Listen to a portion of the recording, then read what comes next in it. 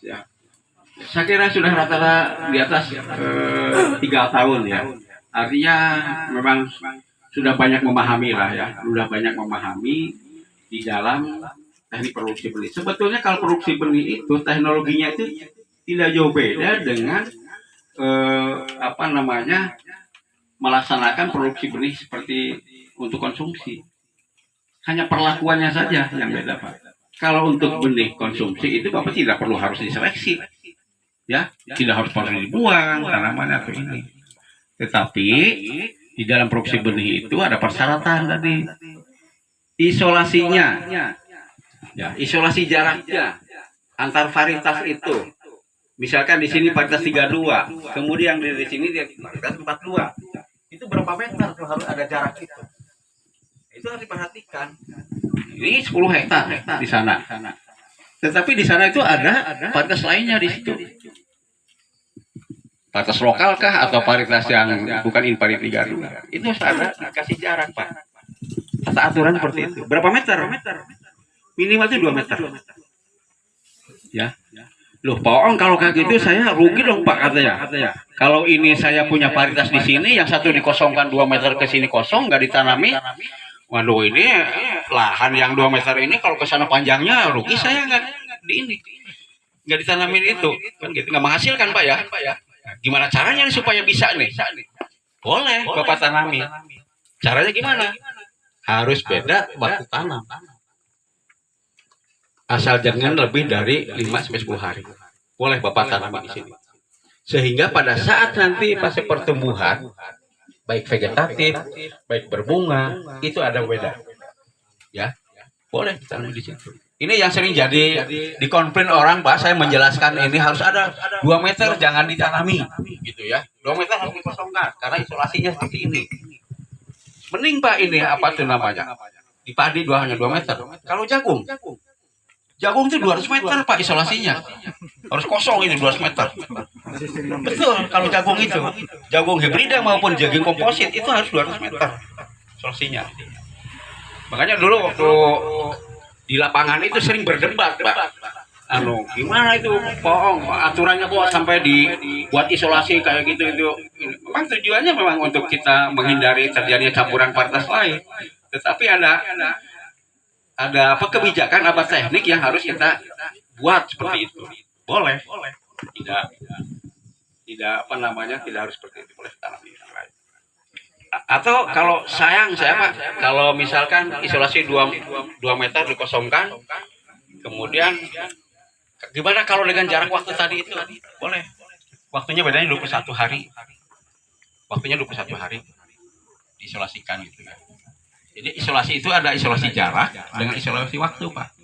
Kalau isolasi jarak itu 2 meter, kalau isolasi waktu 21 hari. Sampai di sini jelas Pak ya? Nah, kalau begitu saya akan tanya. Siapa yang bisa menjawab ini Bu Sri itu membawa oleh-oleh ya? Nggak tahu, saya isinya juga nggak tahu gitu kan.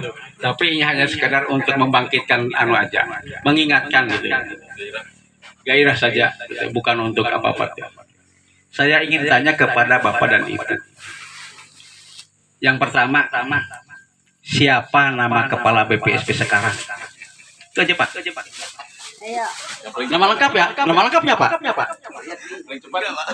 tadi kan sudah disebut. Temannya aja Pak. Yang lengkap. Lengkapnya gimana Pak? Angkat tangan yang bisa. Angkat tangan. Belum jawabnya angkat tangan deh, dodon. Angkat tangan. Itu ada saya. Namanya Pak Haji Bayini aja Pak. Ya, memang yang paling enak dipanggil gitu ya. Itu kalau ada embel-embel doktor, Baini, SP, MAP, itu mah di kantor aja ya. Kalau saruan makan di ini aja. Ya, jadi Bapak ini ya Pak ya. Jadi ingat-ingat nih Pak. Sudah berapa hari nih Pak? Dilantik kemarin nih, tanggal berapa nih? Nah, tanggal 12. Kasihkan itu door prize-nya itu yang ngasih nih. Selamat. Pak Bibit satu. Selamat. Selamat. Namanya juga ini Pak Slamet mana? Ini. Ya. Kalau ada. Saya akan tanya lagi. Ini baru 2 pertanyaan Pak ya. Nanti mungkin Bapak ini ada pertanyaan, silahkan ya. Sebutkan urutan kelas benih dan warna labelnya. Ayo, tadi ada. Nah, itu Pak. Ya, Pak Bibit kalau sudah 2 kali nggak usah lagi Pak. Yang lain Pak. Ayo. Ini ada ibu penyuluh, ada ini ya, ibu penangkar gitu kan. Yang saya sampaikan tadi itu konsen nggak ya ininya? Jangan sampai nanti lihat sawah lah. Terus benih dasar warna putih, benih pokok warna ungu, benih sebar warna biru. Oke, kasih Ya, udah nih. baik. Ibu siapa nih? Bungkus pokoknya. Bu siapa namanya Bu? Penyuluh ya? Iya. Bismillah ya. Iya. Penyuluh siapa nih Bu nanti? Itu kalau mau menyuluh, mau memberikan informasi ya. Jangan sampai salah ini nanti. Salah kaprah gitu ya kepada ke Pak Bibit. Pak, itu nanti Bapak tanamnya itu label ini aja, label BS aja gitu, label untuk ini untuk penangkar gitu kan. 3 ya. 3 aja dulu Pak Bibit lah. Ada berapa sih Bu adonya itu? Hah? 10 masih banyak Pak. Tenang aja. Tadi sampai jauh mana Bu? Saya ngomong tadi sampai mana nih? Hah? Sampai jarak isolasi jarak dan isolasi waktu ya. Itu yang harus diperhatikan. Artinya tadi bagaimana melakukan pengendalian mutu di lapangan itu tadi. Kemudian di dalam produksi benih itu urut-urutannya itu kan dari mulai itu kan pekerjaan Bapak nih sebetulnya. Mulai menyemai, mengolah tanah persemaian ya Pak ya. Kemudian ngolah tanah untuk persiapan penanaman, tanam, kemudian apalagi pemeliharaan ya, pupukan segala macam itu adalah urutan-urutan kegiatan budidaya di dalam produksi benih yang sering Bapak lakukan seperti itu. Jadi itu tidak berubah Pak. Mau ngolah tanahnya pakai cangkul, mau ngolah tanahnya pakai yang mesin, mau itu terserah gitu. Tetapi yang kaitannya prinsip-prinsip di dalam produksi benih itu yang harus diperhatikan itu adalah satu, jangan sampai nanti adanya campuran kualitas yang di lapangan. Itu yang kita kendalikan.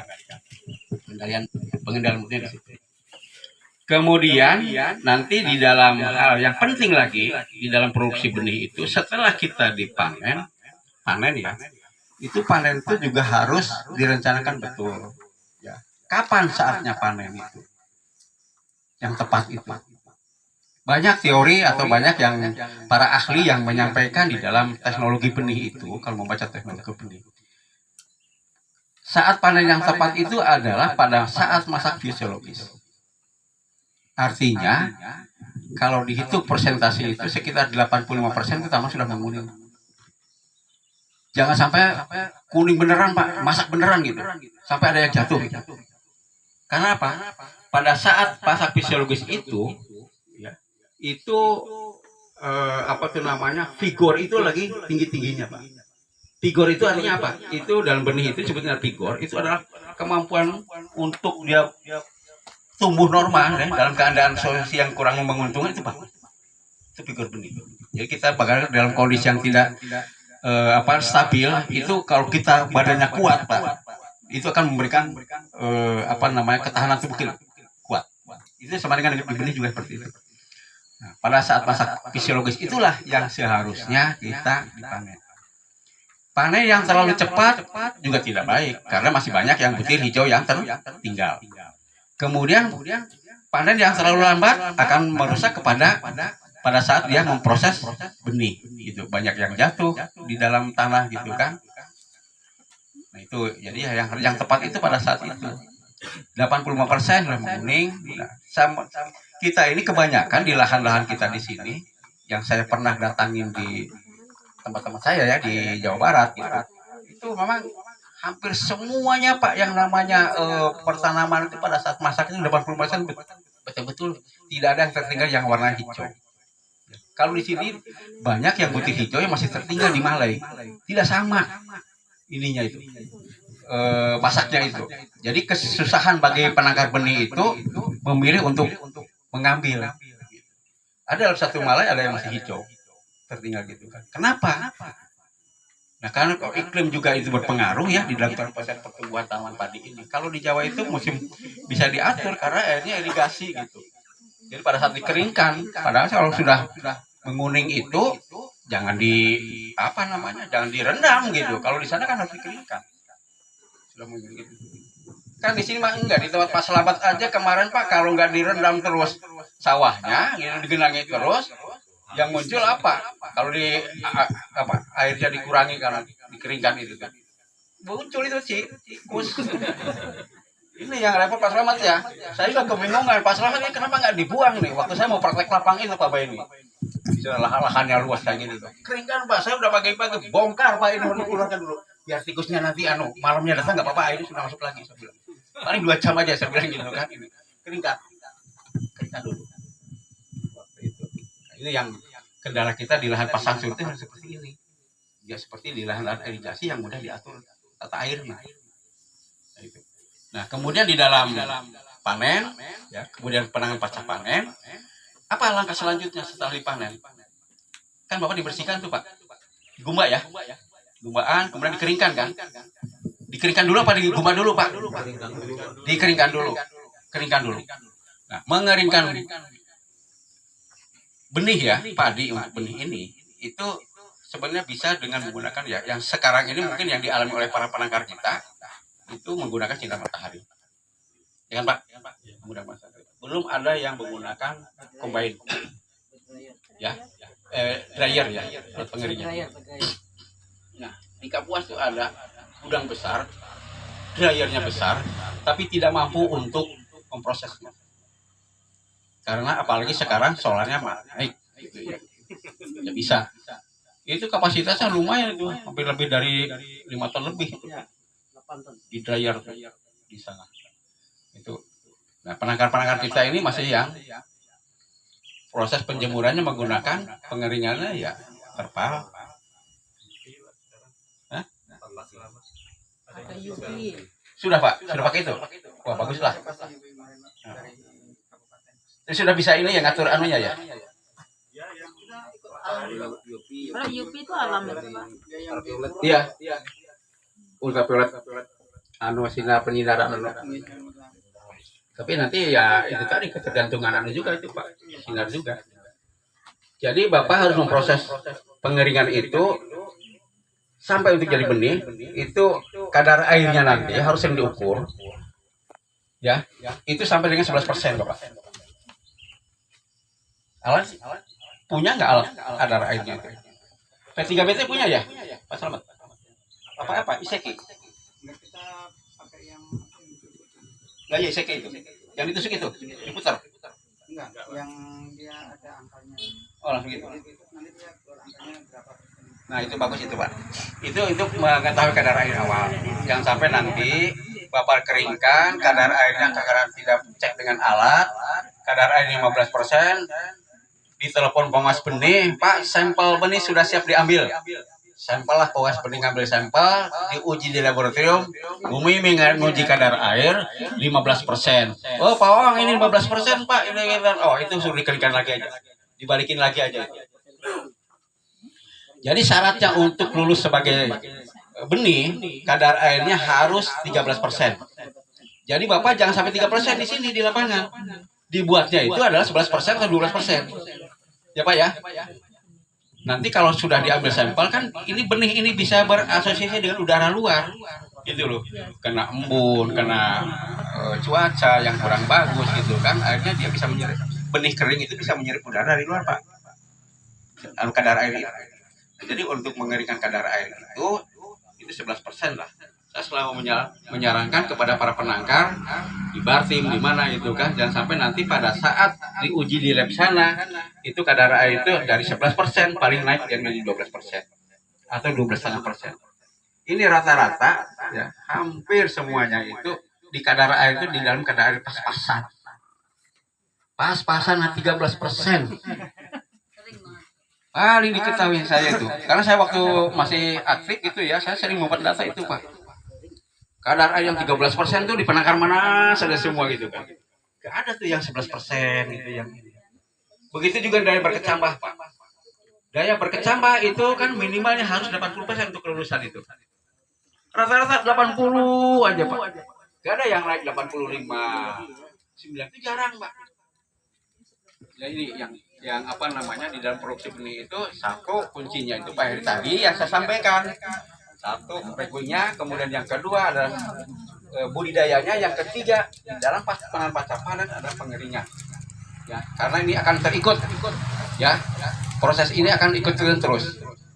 Ada teori yang mengatakan Pak, apabila kadar air ya, setiap penurunan kadar air 1%, katanya begitu ya, itu akan meningkatkan umur benih. Padahal ini yang sudah mendesak ini, pihak ketiga yang mau mengadakan benih ini sudah banyak misalkan kayak gitu. Waduh, ini gimana kalau nggak lulus? Kan terus ada waktu lagi, Pak. Kalau itu kering, itu harus dijemur. Kalau itu apa namanya masih kadar airnya belum memenuhi syarat, itu harus dijemur. Ulang kan, Pak, gitu kan.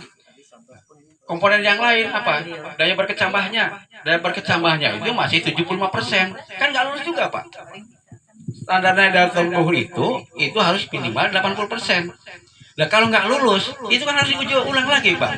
Kalau ingin jadi benih, diuji ulang lagi, menunggu waktu 1 minggu lagi, baru bisa ada hasilnya. Dari 75% apakah naik nggak? Menjadi 80 gitu. Jadi di benih ini tidak hanya dilihat fisik benihnya itu, tapi dia mengandung energi yang luar biasa di dalam butir benih itu. Ya. Nah itu yang dimaksud dengan daya berkecambah itu adalah yang dimaksud dengan mutu fisiologis seperti itu. Kalau tadi secara fisiknya kita mau disebut dengan mutu fisiknya, ya kalau ada mutu genetiknya aja tadi, keaslian dari paritas. Nah ini yang apa namanya perlu Bapak perhatikan. Ini sering-sering terjadi beberapa penangkar yang saya evaluasi itu masih banyak yang benihnya didesak mau diopkup oleh pihak ketiga tapi tidak lulus gitu. Akhirnya apa? Ya harus nunggu gitu kan. BPSP dikejar-kejar akhirnya Pak. Kenapa itu Pak? Label BPSP lama sekali, benihnya enggak ini. Lah benihnya juga kondisi seperti ini gitu. Kita tidak bisa. Ada tata aturan yang mengaturnya itu. Di standar mutu itu ada standar mutu di lapangan, ada standar mutu di laboratorium. Kalau standar mutu di lapangan tadi, pengendalian mutunya itu terkait dengan isolasi jaraknya, isolasi waktunya, kemudian campuran varietas lainnya. Campuran varietas lain itu menghitung, kalau PBT yang menghitung itu tahu. Tapi kalau Bapak mungkin ya asal nyabut-nyabut aja. Tidak dihitung kan. 10 apakah lulusnya nih Pak kalau ada 10 itu. Dia tinggal hitung aja ada rumusnya. Menghitung itu kalau 10 Bapak ya dengan luasan 2 hektar itu berapa persen dapatnya. Kalau masih memenuhi syarat 0,2% ya 0,5% itu masih memungkinkan untuk produksi benih sebar masih bisa di lapangan masih bisa lulus. Tapi kalau itu sudah 1%, 2% di lapangan campuran varietas lainnya, karena Bapak tidak mau untuk melakukan seleksi di lapangan, membuang tanaman itu, ya sudah dipolis aja, tidak usah jadi benih. Ini pengalaman awal 2020, saya Pak ya teman-teman itu pada saat itu kan mungkin Pak Selamat Pak ini tahu itu kegiatan itu. Bayangkan aja, 1000 hektar lahan denpamnya area waktu itu. Hanya 700 hektar yang menjadi untuk menyediakan benih. Itu pengennya orang-orang pusat, orang itu di BPSP ini harus bisa menyediakan benih dari areal 700 hektar itu Pak. Untuk pedeset ini. Tetapi kan kita bisa membantu, bisa ini kalau lapangannya benar kan ya gitu. Benihnya benar. Ternyata setelah dicek itu, saya melakukan pengawasan di lapangan. Di pinggir jalan aja sudah kayak gini. Gak usah dihitung kayak gitu. Sudah mungkin 1 hektar, 1/4 hektarnya aja sudah kena campuran varietas lain. Gimana mau jadi begitu? Nah pada saat itu memang terjadi apa namanya? Ya bukan silih ini ya. Ini suatu hampir mungkin dari 700 hektar itu hanya mungkin 100, kayaknya sampai 100 hektar juga yang saya luluskan jadi sampai akhir pertanaman itu Pak. Jadi jangan dianggap namanya kalau pengawas benih itu menyarankan untuk diseleksi, ya tolong diseleksi, Pak. Tolong diseleksi gitu. Karena dihitung lagi masih banyak, Pak. Ini mau kalau saya hitung ini, aduh kebanyakan ini TPL-nya gitu kan. Hitung itu 1%-an gitu. Sudah saya buangin lagi, Pak. Kalau gitu. Dan penangkar memang harus seperti itu. Harus komitmen dengan apa yang diajukan di dalam permohonan sertifikasi. Nah itu ya di dalam produksi benih alur-alurnya seperti itu. Nah setelah nanti dipanen kemudian Bapak ini dikeringkan, kemudian ini nanti kan ada dikemas tuh, kemasan awal terserah aja Bapak mau nyimpan di 50 kilo, mau 25 kilo, silahkan. Setelah kering benih disimpan di dalam gudang. Nah, pada saat nanti ada permintaan, misalkan ada dengan pihak ketiga, kemasannya ditentukan harus 10 kilo. Ya Bapak kan memecah lagi itu kemasan. Dipasang 10 kilo lagi. Tapi ingat bahwa di dalam produksi benih itu ada yang namanya kerjasama dengan pihak ketiga, itu ada MOU-nya. Ya. MOU-nya itu ada. Jadi kerjasama itu ada dua. Ada kerjasama produksi, ada kerjasama pemasaran. Nah, kerjasama produksi itu antar produsen benih yang nanti labelnya adalah punya produsen awal yang diajukan permohonannya. Tetapi kalau itu kerjasama pemasaran, itu yang membuat MOU-nya kedua belah pihak, nanti labelnya tanggung jawab siapa. Di kemasannya juga harus ditulis diproduksi oleh penangkar Sukamaju 1 misalkan, dipasarkan oleh PT apa, SHS kan atau CP apa, itu harus tertera Pak. Karena itu SOP Pak. SOP karena saya masih ingatan saya, pikiran itu masih melekat gitu yang ini. Jadi itu harus ada di dalam kerjasama itu canggungkan. Kalau nanti benih itu mau dikemas, kemasannya siapa yang mau membeli benih itu? Itu sering jadi temuan Pak. Tidak sesuai aturan katanya gitu. Jadi kemasan itu diproduksi oleh penangkarnya Pak Slamet misalkan, dipasarkan oleh CP ini atau PT. Jadi jelas itu Pak. Siapa yang mau produksi, siapa yang memasarkan. Jadi dua-duanya di situ punya tanggung jawab, punya resiko. Gitu. Ya Pak ya. Nah itu kemasan. Kemudian setelah dikemas, ini kan benih ini kan disimpan di gudang tuh Pak. Nah kapasitas gudang itu berapa? Pak Heri kemarin itu dapat berapa di sini? 20, 30, 40, 30 ton. Kalau 30 ton, nah ini juga harus hati-hati Pak. Dengan areal misalkan kemarin itu kan kita kegiatannya 10 hektar. Pada area 10 hektar itu kan mungkin tanam panennya kan bersamaan, tanamnya juga berbeda Pak ya. Itu nanti benihnya itu seharusnya itu di dalam penumpukan penyimpanan di gudang itu harus berbeda kelompoknya, dikelompokkan Pak. Karena panen yang awal dengan yang panen yang terakhir itu nanti kalau itu dijadiin satu, pas diambil sampelnya kena yang terakhir, ternyata kadar airnya masih tinggi. Diuji daya berkacamanya masih rendah. Padahal kalau yang ngambilnya dari yang sebelumnya, itu bisa saja terjadi kadar airnya memenuhi. Jadi ada aturannya Pak. Satu kelompok benih untuk padi di dalam gudang ya, satu kelompok benih itu maksimal 30 ton. Kalau gudangnya memenuhi.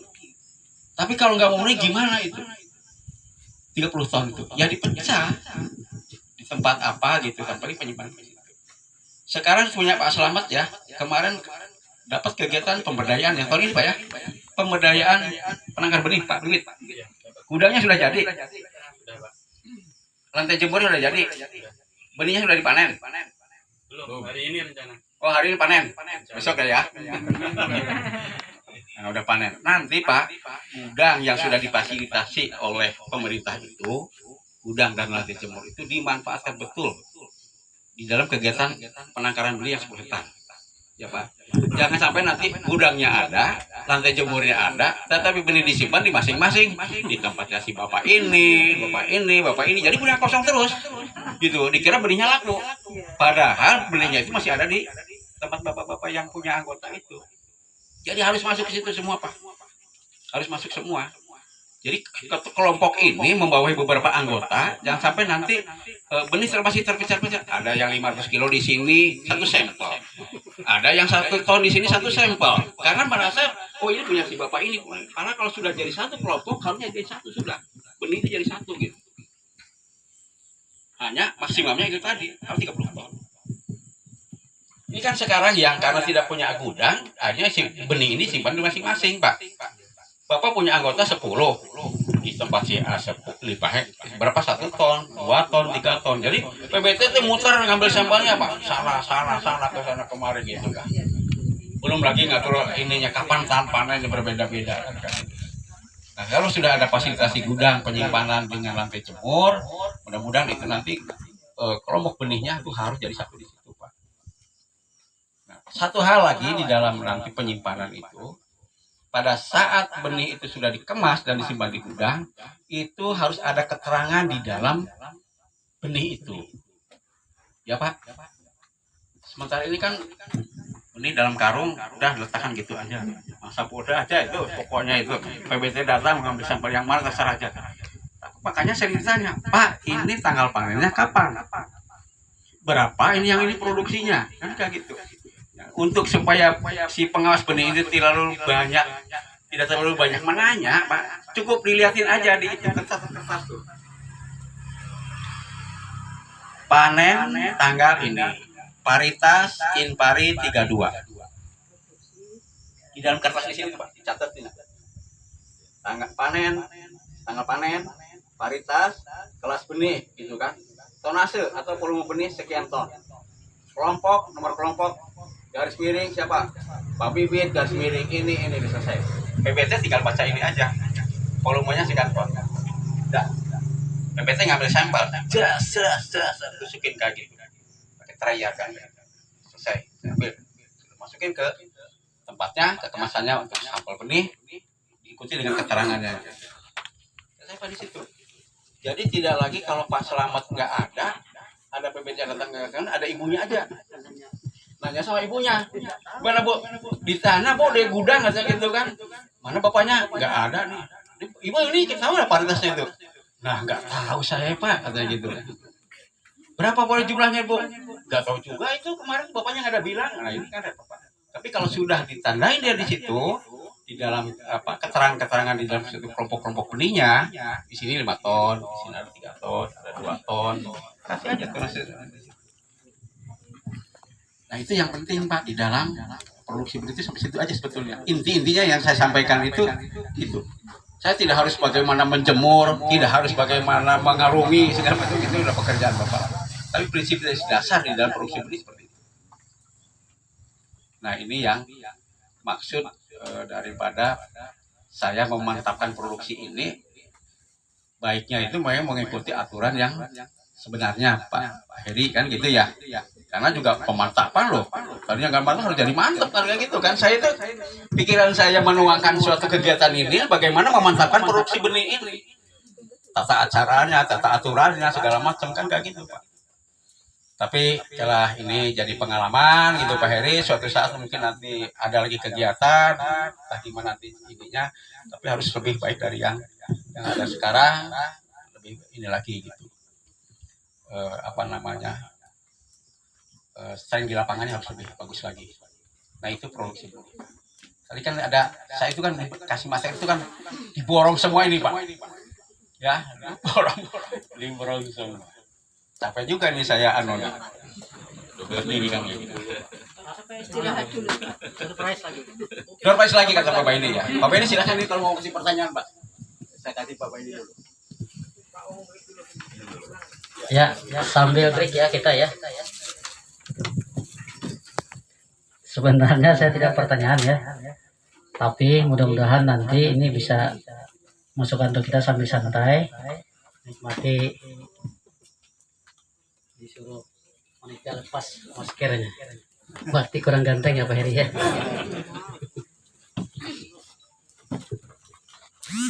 Saya bukan memberi depresi itu ya. Ini saya pribadi saja nih. Siapa bisa menjawab saya kasih 100.000. Betul itu Pak. Ayo. Tapi jangan cerita tikus ya. Ya. Ini saya tunggu, saya juga minta jawabannya. Siapa nama Kades Pangkuhulu dan berapa nomor HP-nya?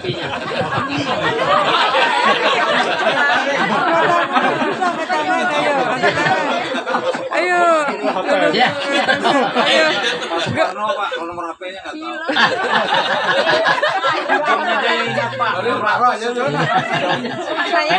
Ujungnya 600 kan itu. Ya, 500.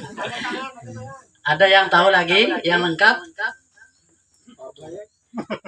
Nama Pak Kadesnya sudah sip ya. Berarti saya juga tahu beliau kan. Nama apa nomor HP-nya lagi ya. Karena penting. Kalau buat tani dan masyarakat itu harus berhubungan dengan Pak Kades. Penting itu. Karena beliau punya wilayah. Ini ya. Jumlahnya 12 angka. Iya.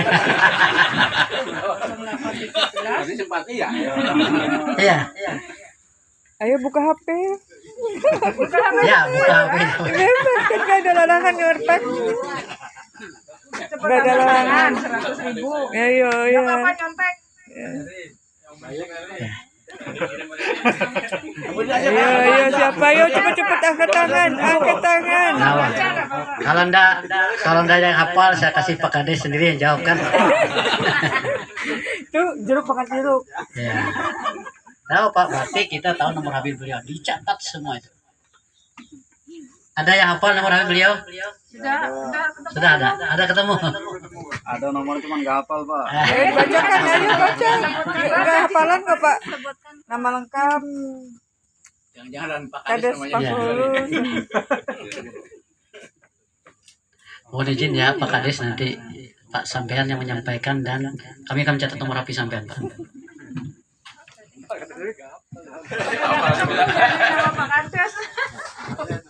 0813 4742 3600 42 3600. 3600. Ujungnya aja, Pak. Ini berarti yang dapat Pak Kadesnya ya. Terima kasih Pak Kades. Ya ini biasanya yang saya gunakan ya. Kalau lakukan kegiatan-kegiatan di lapangan, paling tidak Bapak Ibu itu tahu nama petugas di lapangan, HP-nya. Karena ini tempat kita berkomunikasi. Ya, ini paling penting bagi kita. Siapa tahu nanti warga kita sakit, Pak Kades ini warga sakit tuh. Segera telepon Pak Kades. Cari. Tapi saya yakin semua Bapak Ibu pasti ada nomor HP-nya Pak Kades. Saya kira nggak ada ya pertanyaan lagi. Mungkin saya kasih dan Pak Kades saja yang ngasih pertanyaan kan? Iya. Pak Kades. Tadi Pak Kades yang dapat 100.000 dari saya.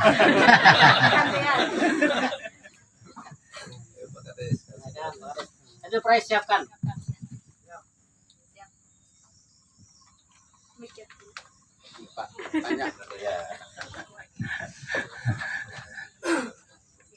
Ini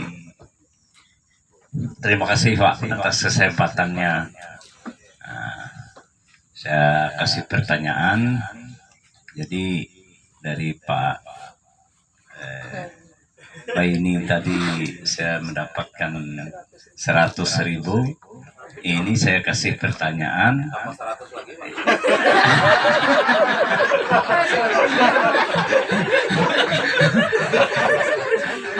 Biar hadiahnya diberikan yang bisa menjawab. Nah, ini siapa nama Bapak yang memberikan penyuluhan pada hari ini? Iya. Nama lengkapnya. Itu Pak Bibit. Berdiri Pak, berdiri. Coba jawab Pak. Siapa Pak Bibit? Bang Mandari. Dua Pak, enggak apa-apa ya? Dapat semua ya? Gantian Pak. Yang benernya aja gitu. Ya, yang benarnya, yang lengkap. Ya. Kata Pak Bibit apa siapa namanya tadi? Pak Ong Andari SP Pak. Ya, betul. Andari. Iya. Kalau Bapak ini? ya. Oke, ya. Ini biar ya. Coba. Andari. Dari SP. Betul, betul. Jadi dua-duanya kayaknya keliru ya. Siapa yang benar? Andari Pak ya. Pak Bibit tadi nyebutnya Oong Andari. Iya.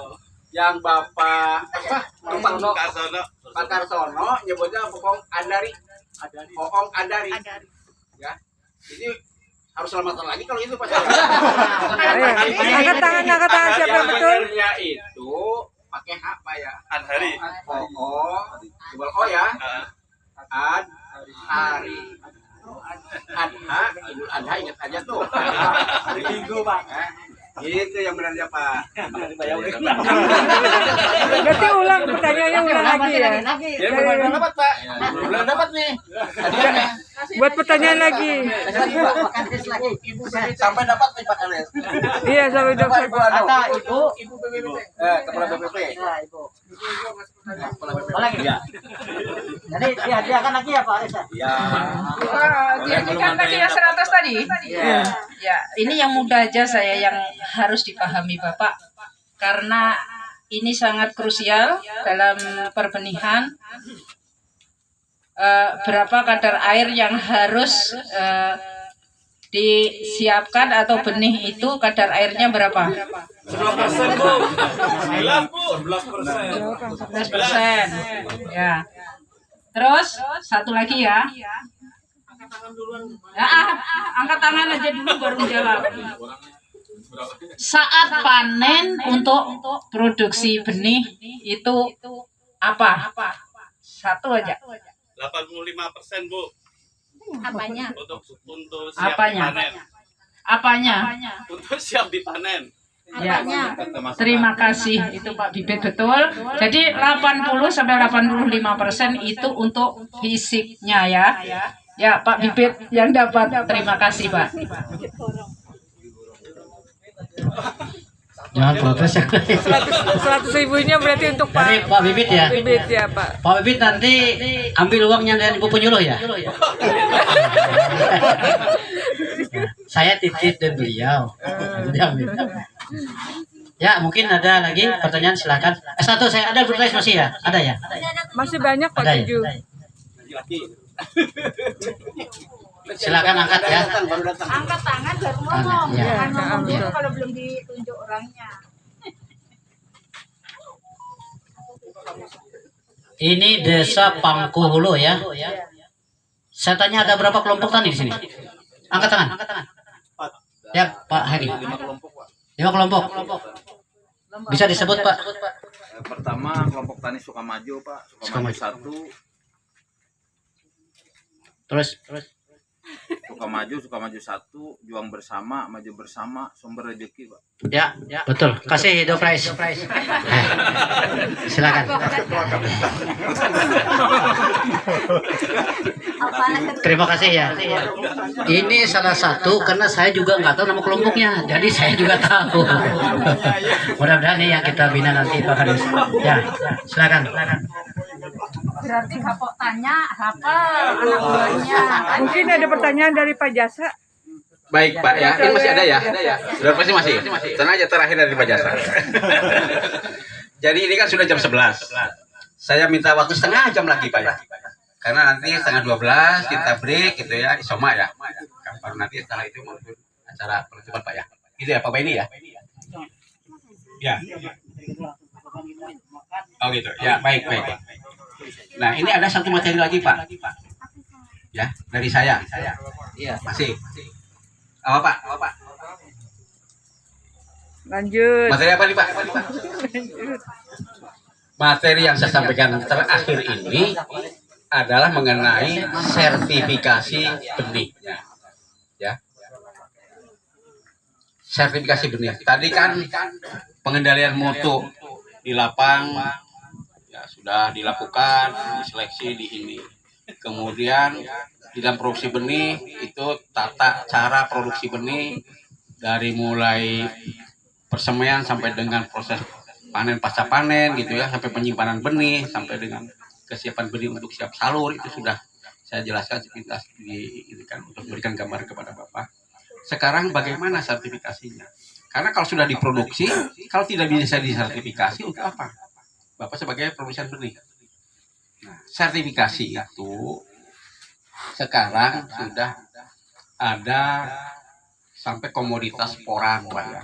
Benih ini yang sudah diatur di dalam peraturan Menteri Pertanian. Di dalam keputusan Menteri Pertanian itu sudah ada komoditas-komoditas yang tidak hanya padi, Pak. Padi, jagung, kedelai, kacang tanah, kacang hijau, ubi kayu, ubi jalar, ya, talas, orang, macam-macam dari situ sudah banyak. Jadi perbenihan ini tidak bisa lepas dari aturan yang sudah ditentukan. Saya kebetulan tahun 2020 kemarin, 2021 saya diminta Pak Firly, saya langsung ditugasi ya, ada surat keputusan Pak Direktur Benih. Waktu itu saya sudah ditunjuk langsung jadi tim review peraturan perbenihan. Jadi semua aturan perbenihan itu direview lagi gitu, karena komoditasnya bertambah, kemudian ada yang tidak sesuai dengan di lapangan, ada yang sesuai dengan perkembangan yang saat ini. Nah, saya mengikuti job meeting terus, kemudian saya diminta juga untuk hadir secara fisik di sana di Bogor gitu, membahas masalah peraturan perbenihan. Dari mulai peraturan menterinya Pak Baini ya, kita peraturan Menteri Pertanian nomor 12 tahun 2018 itu tentang produksi, sertifikasi dan pengawasan peredaran benih tanaman, itu permentannya masih tetap yang menggunakan ini. Tetapi yang keputusan menterinya ini yang kemarin kami bahas itu salah satunya adalah keputusan Menteri Pertanian nomor 620 ya tahun 2018 tentang petunjuk teknis sertifikasi benih. Bagaimana melaksanakan sertifikasi benih ini supaya dengan mengikuti perkembangan yang ada. Gitu ya, karena bukan hanya penangkar yang kecil-kecil aja Pak yang kebanyakan ini. Itu bagaimana kan industri benih yang menghasilkan benih-benih yang minded di sana ya, industri benihnya, perusahaan-perusahaan benih kan harus diatur dengan aturan menteri gitu. Tidak sembarangan.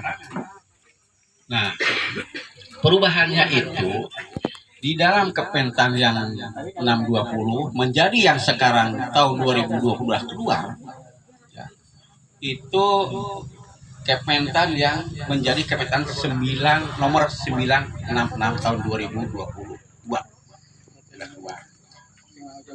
tentang petunjuk sertifikasi benih. Mungkin kalau teman-teman sudah pada buka itu sudah diupload kok di ini, dan saya sudah share semua itu aturan itu. Sekarang bagaimana di kita melaksanakan sertifikasi benih? Karena sertifikasi benih itu instansinya itu hanya dua Pak yang boleh melaksanakan sertifikasi benih. Siapa? Satu, masing-masing provinsi adalah di BPSP. Itu yang punya kewenangan untuk melakukan sertifikasi benih. Legalitas sertifikasi benih hanya dua. Satu, BPSP TPH. Kami ini Pak Baini dengan teman-teman yang berada di Balai Sertifikasi Benih Provinsi Kalimantan Tengah. Yang kedua, sertifikasi benih yang dilaksanakan oleh Lembaga Sertifikasi Sistem Mutu LSSM. Nah itu. Saya sekarang ini masih di kita ini masih melaksanakan sertifikasi dengan instansi, bukan kepada swasta, bukan kepada lembaga sertifikasi sistem mutu, tapi masih dilakukan oleh instansi kita. Kalau sudah perusahaan-perusahaan benih Pak sudah melakukan sertifikasi benih sendiri. Saya dulu punya cita-cita Pak, tapi ternyata ini belum kesampaian, belum nyampe cita-cita saya. Tapi saya sudah komunikasi sebetulnya. Saya ingin di Kalteng ini ada penangkar benih yang bisa melakukan sertifikasi benih sendiri. Ya, itu nanti diakreditasi oleh lembaga sertifikasi sistem mutu. Syaratnya enggak Pak. Syarat-syaratnya itu sebetulnya enggak susah. Satu, dia jelas punya lahan, punya kelompok, kemudian dia punya tenaga kerja yang di lapangan, tenaga kerja yang di gudang, tenaga kerja yang seleksi segala macam itu harus sama semua. Nanti diaudit oleh tim lembaga sertifikasi sistem dan mutu. Karena apa? Dasar saya, pemikiran saya pada saat itu ingin ada di Kalteng ini melaksanakan sertifikasi benih sendiri penangkarnya. Karena pengawas benih itu semakin tahun semakin berkurang. Itu dasar saya, Pak, ini pemikiran saya itu. Kalau PBT-nya nanti habis, yang mau melaksanakan sertifikasi benih siapa? Ya sekarang limpahkan aja kepada swasta. Artinya kepada bapak-bapak swadaya itu yang melaksanakan itu. Kan kewenangannya lebih luas, Bapak. Bapak mulai ini bisa nyeleksi sendiri, bisa memproses label sendiri, gitu ya. Mungkin kami diberikan data hanya distribusinya aja gitu, pengawasan di hilir saja, di pengawasan peredarannya. Nah itu saya di pikiran saya kemarin dengan berkurangnya pengawas benih tanaman itu saya ingin gitu.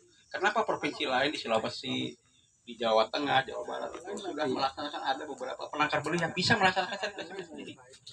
Nah itu tapi harus dituntut dengan keprofesionalnya, Pak, keahliannya gitu, keterampilannya gitu, harus muncul ya penangkar.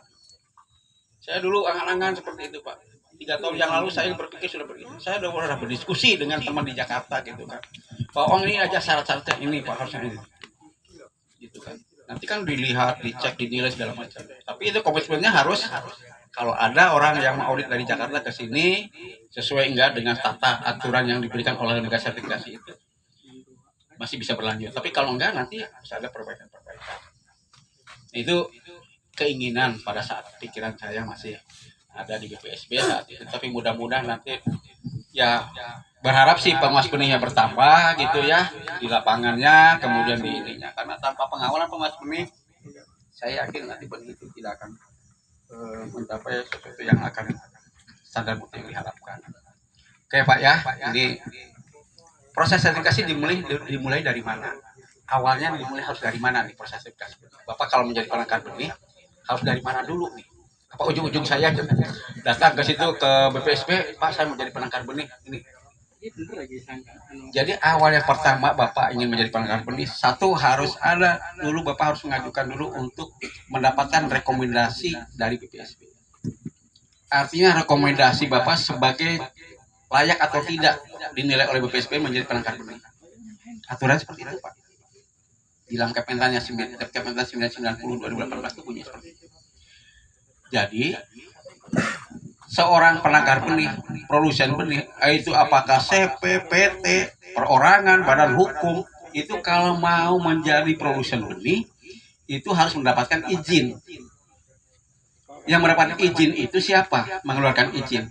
Izinnya itu di dalam aturan itu adalah bupati atau wali kota, kan gitu kan. Kalau itu izin diberikan oleh bupati wali kota, ya kan syaratnya harus begini banyak ya, terutama tenaga kerja dengan modal atau aset yang luar biasa. Kalau Pak Bibit misalkan jadi miliarder nih, punya modal 5 miliar, saya menjadikan industri benih di sini. Nah izinnya itu bukan ke BPSB, Pak, izinnya itu harus melalui bupati atau wali kota. Itu tenaga kerjanya 20 orang, 30 orang. Nah, karena kita ini penangkar-penangkarnya kecil-kecil, jadi tidak perlu izin dari bupati wali kota. Cukuplah rekomendasi dari BPSB yang dikeluarkan oleh BPSB. Nah, syaratnya tadi itu nggak usah harus banyak-banyak, tidak mengeluarkan uang banyak, tidak ini.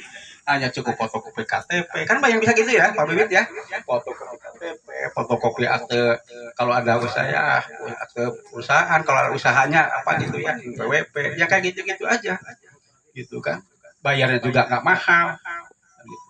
Itu syarat. Karena kalau tidak ada itu dianggap legal, tidak terdaftar di BPSB. Kalau tidak ada rekomendasi. Syaratnya apa? Punya gudang, entah gudangnya, pokoknya bukan gudang ya. Syaratnya itu saya waktu itu membahas gudang itu juga, kalimat gudang itu saya bahas juga dari peraturan itu. Betulnya waktu SOP itu nggak usah disebutkan gudang, karena gudang itu harus punya persyaratan. Tempat penyimpanan aja lah, mau itu di pondok kah, mau di rumah kan tempat penyimpanan benih. Kalau gudang itu harus syarat. Anunya sesuai dengan persyaratan teknis di gudang itu. Ini tempat penyimpanan SOP-nya itu, tempat penyimpanan. Nah itu jadi rekomendasi itu penting, Pak. Nanti Bapak simpan, suatu saat nanti Bapak akan dinilai lagi. Itu menyatakan bahwa penilaian dari BPSB itu Bapak itu layak sebagai penangkar benih. layak sebagai produsen benih untuk memproduksi benih itu. Kalau tidak mendapatkan itu, Bapak dinyatakan ilegal walaupun itu Bapak sudah memproduksi benih, belum terdaftar di BPSB. Itu kuncinya. Yang kedua, untuk melaksanakan proses sertifikasi benih itu tadi kan harus ada sudah ada benih sumbernya. Bapak harus mengajukan permohonan. Nah, permohonan sertifikasi itu pernah saya sampaikan ke teman-teman penangkar, dilatih untuk bagaimana cara mengisi permohonan sertifikasi benih. Karena itu kewajiban Bapak sebetulnya, bukan kewajibannya petugas. Kan Bapak yang memohon tuh. Kami sudah menyediakan permohonannya, belangkonya, Bapak yang harus isi permohonan itu. Tetapi pada kenyataannya di dalam pencatatan permohonan itu, pengisian permohonan masih banyak karena mungkin kurang atau tidak terbiasa dengan mengisi permohonan. Kebalik-balik, ya, yang harusnya benih yang akan dihasilkan benih sebar ini menjadikan benih sebar yang di bawahnya, ya. Jadi kebalik-balik. Misalkan di situ ada sejarah lapangan. Sejarah lapangan apa sejarahnya ini? Sejarah lapangan itu kalau sekarang pada Inpari 32 ini sejarah lapangan ini. Pak Heri mau nanam lagi, Inpari 32 lagi, ya sejarah lapangannya ini. Gitu. Sejarah lapangan. Atau mungkin dulunya di sana tidak pernah ditanami selama 1 musim tanam. Itu disebutnya berok, diberokkan gitu ya. Tidak ditanami. Itu sejarah lapangan. Nah, itu yang berpengaruh juga Pak. Nah, kemudian di hadapan permohonan sertifikasi ini ada kewajiban Bapak. Ini masih mending kita masih manual Pak. Kalau di Jawa, yang saya tahu ini sekarang di Jawa Barat, itu semua sudah aplikasi semua Pak. Sudah aplikasi semua. Jadi produsen itu hanya duduk di meja aja di rumah, mungkin di sambil ngerokok gitu, isi permohonan, kirim, jadi BPSB tinggal ngecek aja. Jawa tuh di Bandung, ya, klik aja, oh ya ini udah masuk. Jadi sekarang di Jawa tuh sudah produsen-produsen tidak perlu datang ke kantor Pak, membawa permohonan itu enggak. Yang saya tahu tuh di Bandung itu cukup dianukan. Sudah macetnya luar biasa Pak di sana itu kan. Ya harusnya 1 jam 2 jam nyampe ke di Bandung, ya nyatanya bisa sampai 4 jam. Di tol aja udah bisa macet kan kayak gitu. Kan orang 30-an kabupaten di Jawa Barat itu Pak yang harus dilayani. Yang harus masuk ke BPSB Jawa Barat. Nah, kita nih masih mending lah jalannya dari sini tol semua kan ke sana 1 jam 2 jam nyampe. Nah, permohonan ya. Kemudian nanti yang kedua ini di dalam proses sertifikasi itu setelah permohonan masuk itu kan ada dilakukan pengecekan oleh BPSB Pak ya. Pengawas benih ngecek. Pak Bibit, benih sumbernya apa? Betul nggak ini yang ditulis di permohonan ini? Varietasnya betul nggak? Betul Pak. Mana labelnya? Nah, label itu jangan sampai dibuang. Ini rata-rata ya yang saya anukan pantau itu, monitor itu. Label itu hanya disisihkan 1, 2 gitu. Kalau punya lahan 5 hektar, berarti keperluan benihnya berapa kilo tuh? Kalau 25 kilo, berarti 125 kilo kan Pak ya? 125 kilo. Kalau kemasannya 10 kilo waktu mau beli benih, ada berapa label tuh? 12 Pak? Nah, 12-an label itu jangan sampai dibuang semua. Harus dikumpulkan semua karena nanti itu harus masukin dilampirkan di dalam permohonan Pak, dicek di dalam permohonan itu. Kalau hanya dilampirkan 1 lembar saja Bapak sebagai tanda bukti bahwa ini labelnya benar, berarti hanya kebutuhan hanya 10 kilo. Padahal di area itu adalah dia disebutkan 2 hektar atau 3 hektar di dalam permohonannya. Jadi labelnya itu hanya 1, hanya tidak bisa mewakili untuk yang 5 hektar. Harusnya labelnya ada semua. Nah ini tolong nanti, ini yang sering di lapangan, Pak Bibit, Pak Slamet, jadi anggota-anggotanya itu jangan sampai label itu dibuang. Dibuang di galengan, dibawa ke saku, kecuci di saku gitu ya. Pokoknya dikumpulkan gitu kan. Kalau sekarang udah canggih semua, foto, dipoto-foto gitu, supaya dokumennya punya. Itu labelnya. Karena nanti akan dilampirkan semua. Jadi kalau Pak Bibit memproduksi benih, luas area 10 hektar, jumlah benihnya itu kemasannya 10 kilo, tinggal hitung aja berapa labelnya. Itu semua harus dilaporkan Pak. Karena apa? Di dalam aplikasi sekarang itu permohonan itu sudah masuk di dalam ada nomor seri labelnya di situ. Kalau tidak tercatat nomor seri label, aplikasi itu tidak akan keluar. Nah, itu sekarang ini catatan itu. Kenapa sampai sejauh itu di dalam aplikasi sampai dicantumkan nomor seri label, nomor kelompok benih itu kan? Benih ini Pak banyak sekali yang namanya. Mungkin lalu lintas benih di sini tidak terlalu ini. Tetapi kalau sudah di luar sana di Jawa itu Banyak kasus-kasus benih itu. Di sini untung tidak terlalu ini Pak. Kalau sudah merasakan di Jawa itu, hampir tiap hari teman-teman saya itu dulu menangani kasus benih itu. Benih yang dari Jawa nyampe di Jawa Timur ada di Jawa Tengah, kering benih itu nggak koron Pak. Itu yang harus diperhatikan ya. Jadi ada labelnya harus betul-betul di apa tuh namanya disimpan di dalam permohonan sertifikasi. Langkah selanjutnya itu nanti setelah pemeriksaan pendahuluan itu kan apa? Pendahuluan itu hanya untuk melihat ini loh, sebelum tanam ini dilihat penguas benihnya melihat, memastikan oh ya betul lah lahannya ini. Walaupun tidak berapa jauhnya itu, berapa hektar karena sebelah sana ada apa? Kan hanya memastikan itu aja. Memastikan dokumen yang disampaikan dari permohonan Bapak itu betul bahwa ini area penangkalannya. Itu pemeriksaan pendahuluan. Kemudian pada saat selanjutnya Bapak harus mengajukan dulu sebetulnya Pak, mengajukan secara tertulis itu permohonan untuk pemeriksaan lapangan fase berikutnya.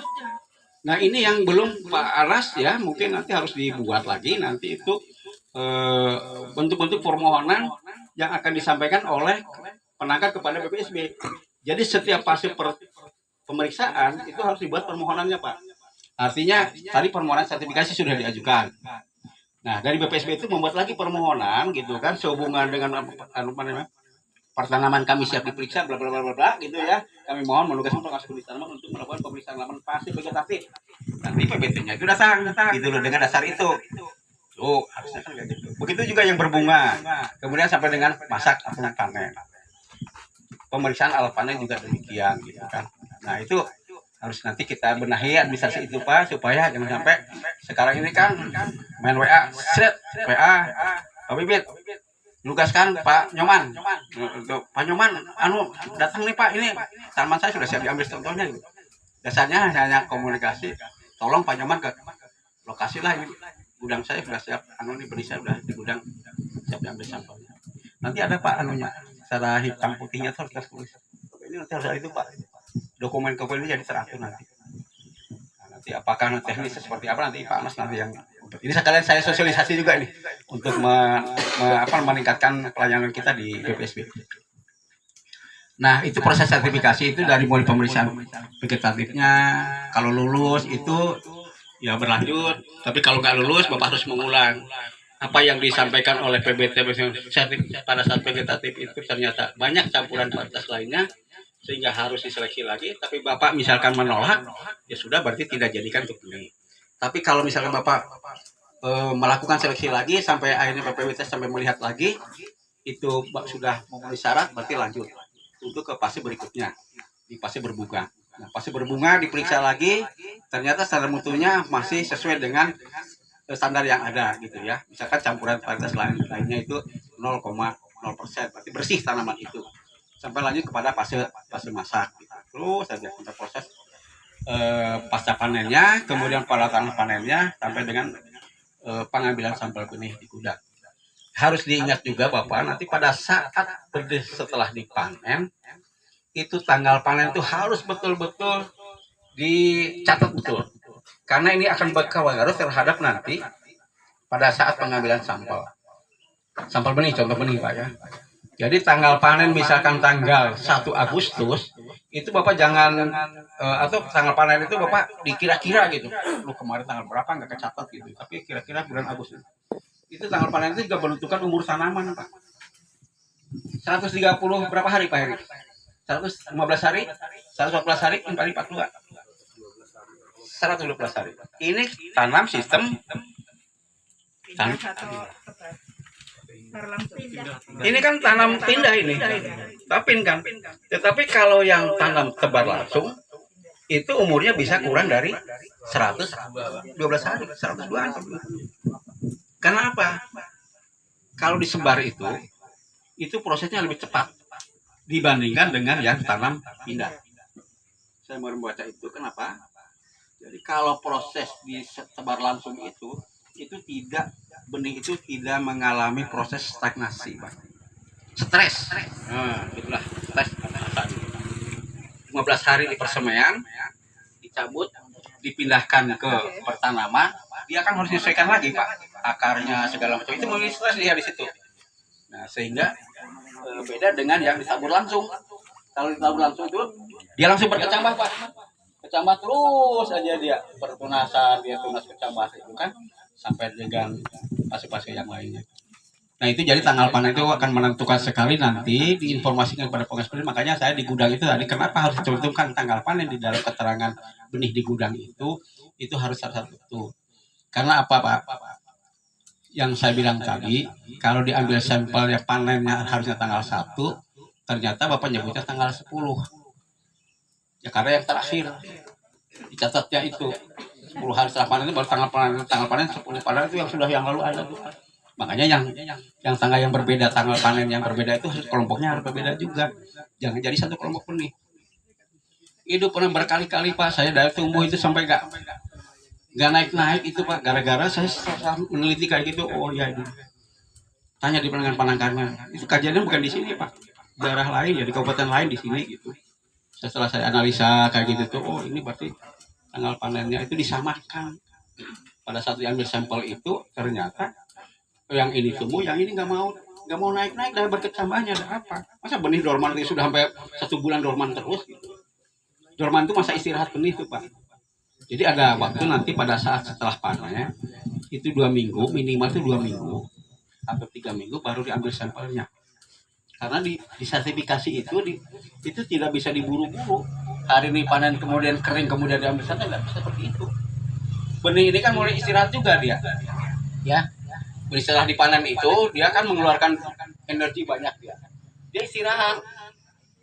Habis itu dia istirahat, nanti pada saatnya waktunya sudah mau ini, misalkan 2 minggu gitu, itu sudah sudah kuat lagi energinya, dia akan tumbuh PBL-nya akan tinggi.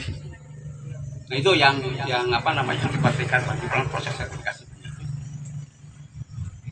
Saya kira itu Pak ya, tidak susah melaksanakan sertifikasi ini kalau tata aturannya Bapak mengikuti apa yang disarankan oleh pengawas benih.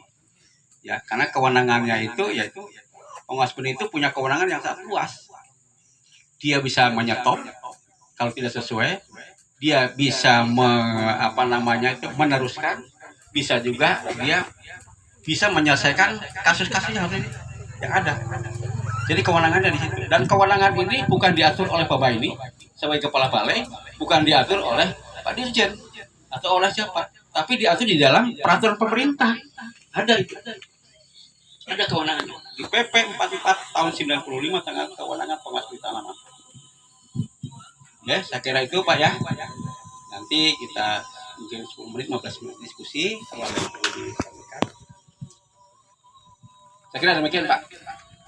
Mungkin ya ini berbagi pengalaman, bukan mengajarin Bapak, bukan mengajarin istilahnya kalau orang sudah itu lagi kematahan mau jadi kameri ya.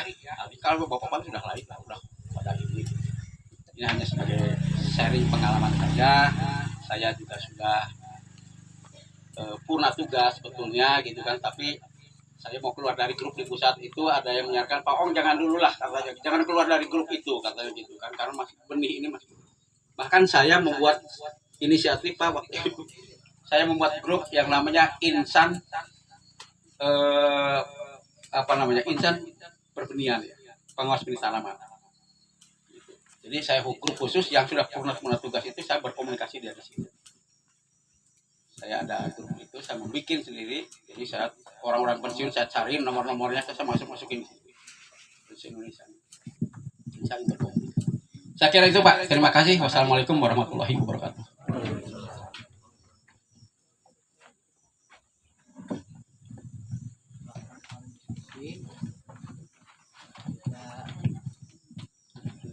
Baik, terima kasih atas pembelajaran atau materi yang sudah disampaikan oleh Bapak Oong Adhari, Sarjana Pertanian.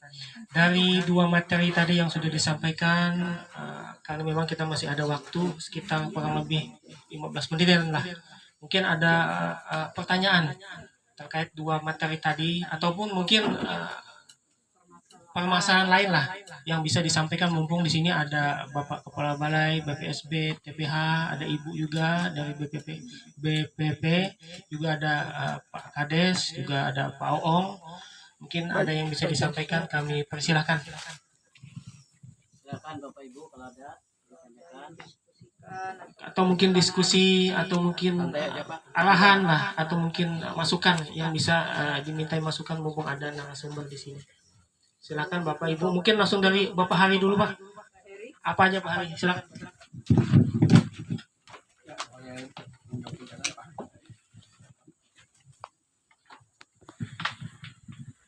Terima kasih. Assalamualaikum warahmatullahi wabarakatuh. Waalaikumsalam. Alhamdulillah kita panjatkan puji dan syukur kepada Allah Subhanahu wa taala karena mana kita dapat berkumpul di lokasi pertanian Desa Pangkuhulu dalam kegiatan temu lapang pemantapan produksi dan sertifikasi benih di lokasi Petestit Kabupaten Kulon Pisau. Tidak banyak Pak Bu yang ingin saya sampaikan. Di tempat kami ini Pak, mohon maaf, intinya ada kegiatan itu kerjasama, intinya kerjasama dengan DPSB, sehingga mohon maaf perlu kami sampaikan di sini Pak, biar teman-teman tahu, intinya kegiatan ini bukan kegiatan kelompok penangkar Pak sebetulnya, tapi ini kegiatan dari BPSB Palangkaraya yang mempercayai kami dalam kegiatan itu untuk menanam 10 hektar Pak. Jadi dari awal itu kan kita ada kerjasama, terus dari 10 hektar itu diambil untuk PAD 25%. Dari awal itu sampai sekarang, mohon maaf kepada Bapak Kepala Balai, intinya sampai hari ini kan kemungkinan belum ada titik terangnya Pak. Cuman untuk kemarin kan berulang kali kita sampaikan sebelum beliau kan Pak Tiandi, intinya kita tanyakan ke beliau Pak, intinya kayak apa kegiatan kita ini, nggak ada tanggapan Pak Om. Terus kita komunikasi dengan sampean, ya jawaban sampean aku Pak Heri sudah sempurna tugas, tapi semua aku terima kasih Pak dengan sampean terus membimbing kami sehingga sampai terjadi kegiatan kita ini sampai selesai panen Pak. Ini bukan kritik atau saran Pak yang kami sampaikan. Seandainya Pak ada kegiatan yang akan datang, dimohon Pak, namanya petani ini nggak bisa ditunda-tunda Pak. Kalau ada kegiatan harus awal Pak. Intinya kalau dia tertunda, akhirnya untuk keberhasilan bisa timbul kegagalan atau mengurangi hasil. Mungkin itu Pak, sekedar unek-unek yang saya sampaikan. Mohon maaf jika ada kata-kata yang kurang berkenan. Wabillahi taufiq wal hidayah. Wassalamualaikum warahmatullahi wabarakatuh. Silakan, selain Bapak Hari ada lagi mungkin Pak Kang Sono atau Pak Bibit ya Pak, mungkin yang bisa disampaikan ketua kelompoknya. Silakan Pak. Tunggu Pak Selamat, silakan Pak.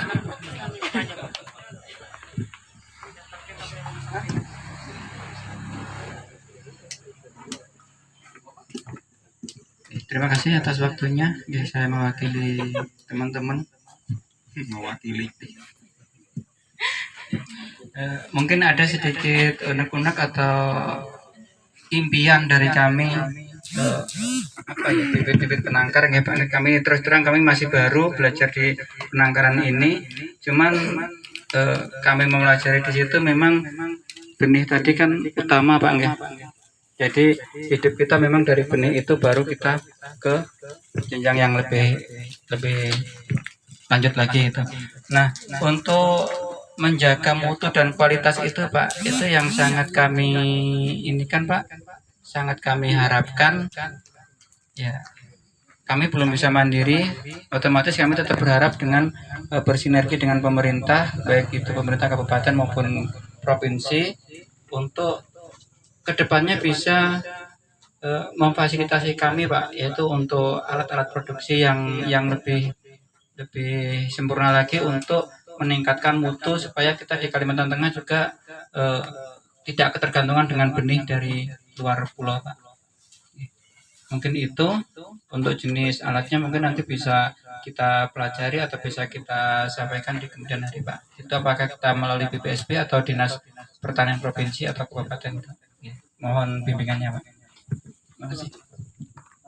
Ya, satu lagi nanti biar nanti ada tanggapan dari narasumber. Satu lagi, mungkin ada dari ibu dan bapak penyuluh, mungkin ada yang bisa disampaikan. Oh iya, silakan langsung dari ibu. Terima kasih atas waktunya. Ini yang pertanyaan saya tujukan kepada Bapak Oong. Yang mau saya tanyakan Pak, dengan berbagai tadi yang sudah dilakukan di lapangan, misalnya seperti pencabutan di fase vegetatif, generatif, dan masak tadi, apakah komben yang digunakan yang bersama-sama dengan panen yang untuk produksi untuk benih atau kombennya bersamaan itu ada pengaruhnya apa tidak? Karena setahu saya di sini penangkar semuanya masih menggunakan komben yang bersamaan dengan padi yang panen biasa untuk diproduksi. Jadi mungkin ada bisa dijelaskan untuk Pak Oon, karena setahu saya di sini belum punya yang komben khusus untuk penangkar untuk pengambilan benih itu. Terima kasih Pak.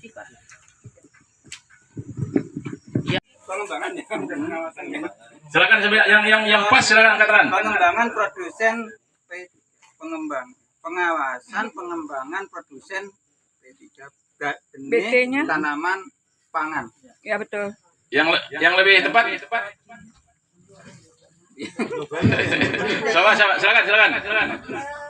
Pengembangan petani Masih ada Kurang tepat. Membaca nggak? Pak Nyoman, silakan balik ke sini teman-teman. Kalau membaca ada apa? Jadi P3 BTP itu adalah pengembangan ya petani produsen, ya kan? Pengembangan petani produsen benih tanaman pangan. Kenapa saya hafal? Karena saya tiap tahun mengetik itu. Kalau nggak ngetik nggak hafal juga. Kalau saya sering mengetik gitu, jadi hafal, ya kan? Itu ya masih banyak ya.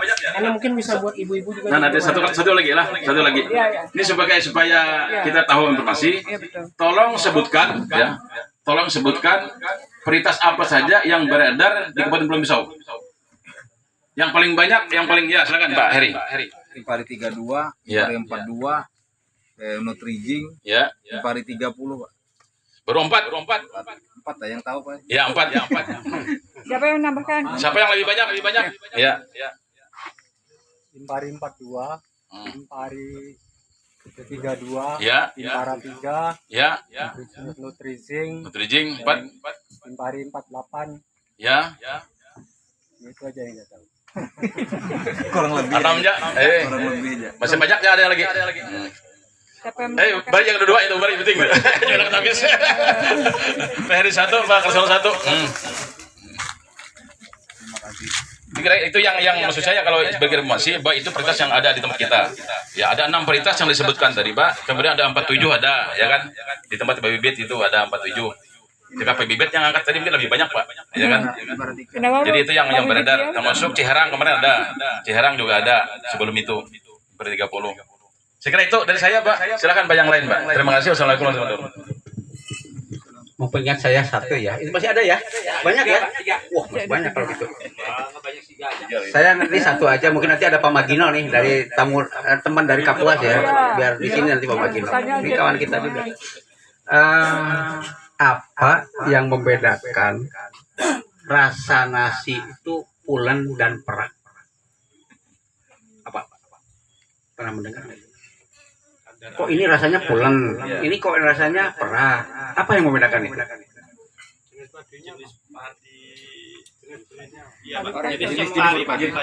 Jenis varietas.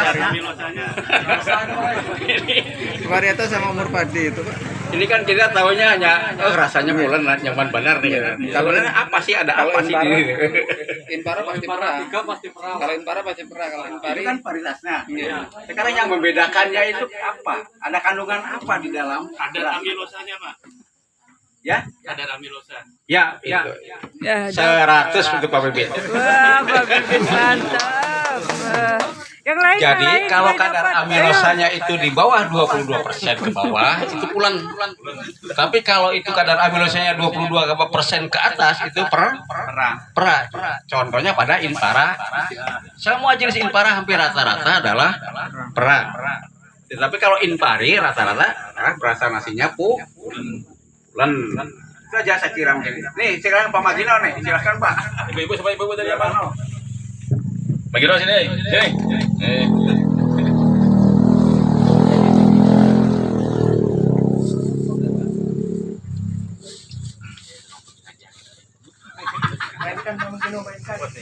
Dibagi langsung jawab.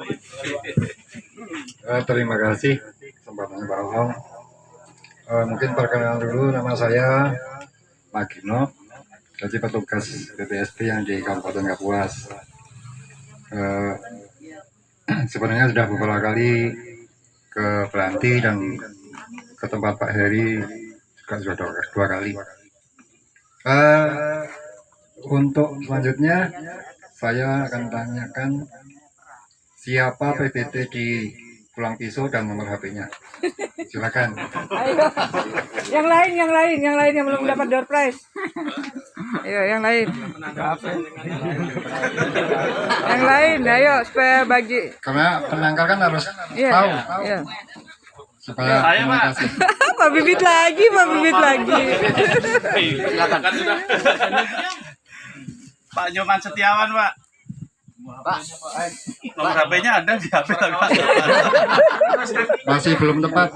Pak Nyoman Stion. Betul Pak Anu nih.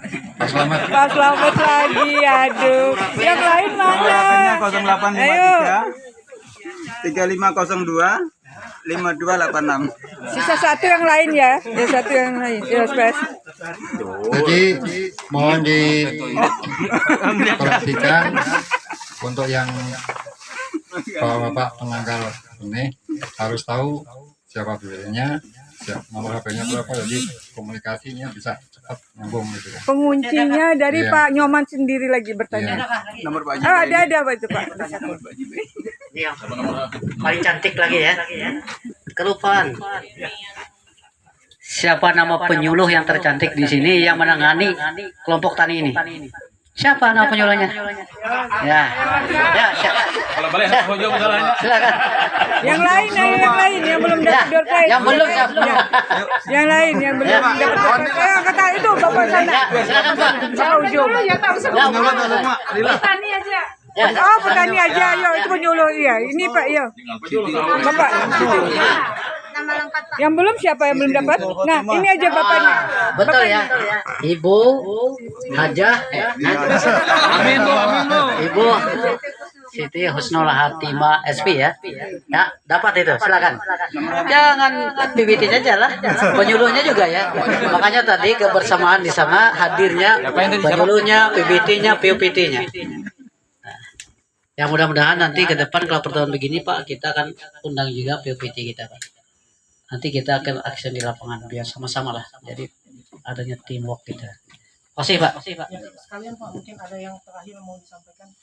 Sekaligus penutup acara.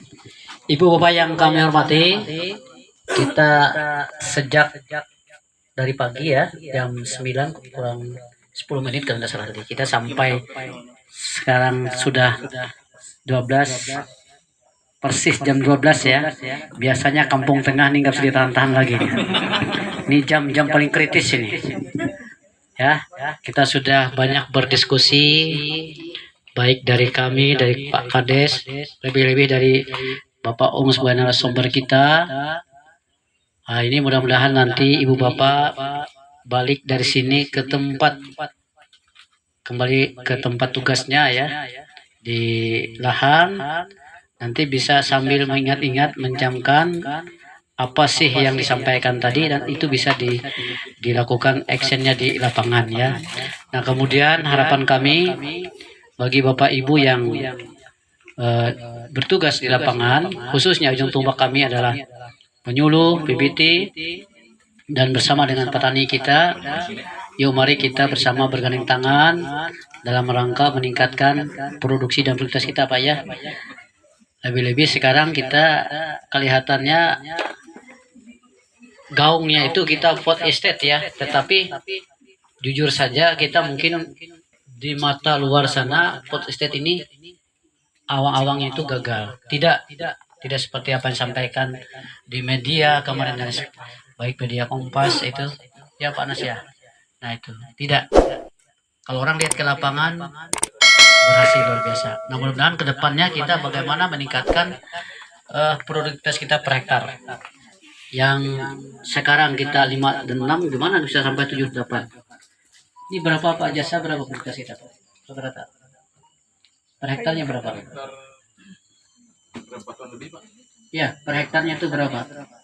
Per hektar produktivitas kita rata-rata. 3,2 ya. Impari 32 berapa Pak? Berapa itu?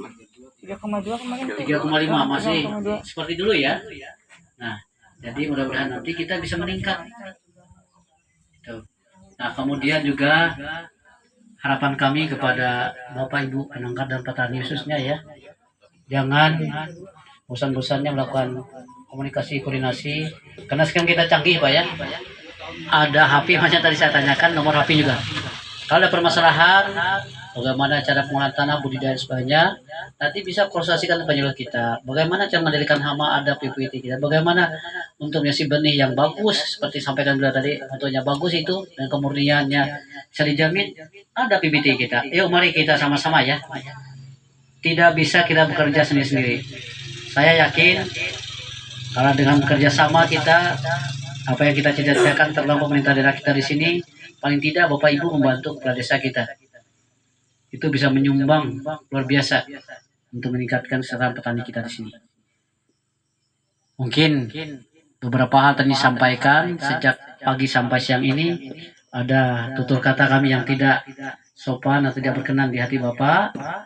Itu hanya semata datang dari kami ya. Tapi kalau ada kebaikan itu insya Allah itu untuk kita semua. Itu adalah petunjuk dari Yang Kuasa. Mungkin demikian acara kita sampai hari. Langsung ditutup ya. Terima kasih. Wabillahi taufiq wal hidayah. Wassalamualaikum warahmatullahi wabarakatuh. Kegiatan kita tutup.